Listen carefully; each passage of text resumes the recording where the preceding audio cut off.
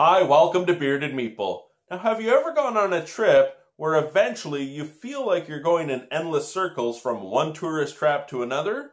By the end of it, you're like, oh my goodness, I need a vacation to relax. Well, today, we're going to take a look at a game for 2 to 4 players, ages 7 plus, and it'll play in about 30 minutes. In it, you'll be traveling around Jeju Island, collecting sightseeing tiles, fulfilling cards to gain points. The thing is, as you travel, your opponents will be traveling too, and they may just access tiles you desperately needed. It's brought to us by Grail Games. It's Jeju Island. Let's take a look at it. Each player will receive a token to remind them which color they're playing as they move their 2 wooden tokens around the board. There are also 6 neutral tokens in the game. There are 80 sightseeing tiles in 7 different types, each with a different caricature, one of them being wild. There's also the Harabang statue that you will be using in the game. As you collect the different tiles, you will be cashing them in for cards to gain you points, abilities, or even a permanent tile. Let's take a look at the setup and the gameplay. You shuffle the tiles and randomly place them in 6 equal stacks around the island. You will also place a neutral token beside each stack. In player order, each player will place their 2 wooden tokens around the island on different locations. During initial setup, no location can have more than 3 tokens. However, this will change during gameplay.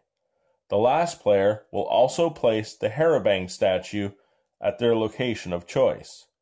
Each player has their token to remind them of which color they are, and we've shuffled the cards and laid out 5 in the display. We're ready to begin. On your turn, you have 2 options: travel and sightseeing tile collection, or taking point cards.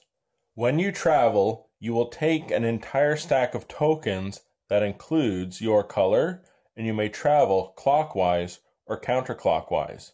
As you travel, you will drop the bottom token onto the stack, altering board placement. After movement, every player that is next to a tile, excluding the neutral tokens, now gains that tile for the game. So red would gain this tile, purple would gain 2 tiles, green gains 1. Yellow is not next to anything, so they gain no tiles. The Harabang statue gains you access to an additional tile if a player is next to it. As black are neutral, no one will get to use it this round. But let's say, for instance, the statue had been placed here. Red can gain an additional tile from where they are, or they could move the statue anywhere on the board and then gain access to the top tile. Instead of traveling around the island on your turn, a player can opt to cash in tiles they've collected for a point card. You would discard the necessary tiles and take the card into your personal play space. Not only will you earn points, but also a reward, such as instant access to the Harabang statue, or discarding the remaining cards in the display and refreshing it back to 5. The other feature you can earn is continued access to a particular tile.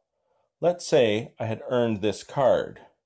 I would gain 3 points, but now I permanently have a Hellebong orange tile in my collection.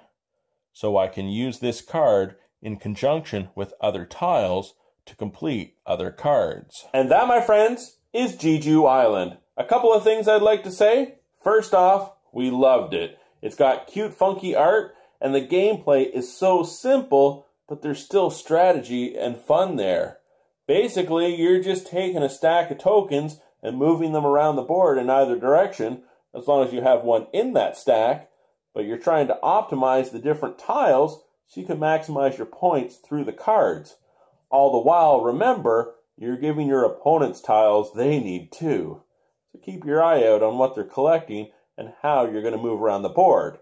Having said that, some people may get a bit of analysis paralysis as they're trying to plot their movements. Just tell them to keep the game moving. I think you'll really like it. We certainly did. I hope you get a chance to check it out. I'll talk to you again soon.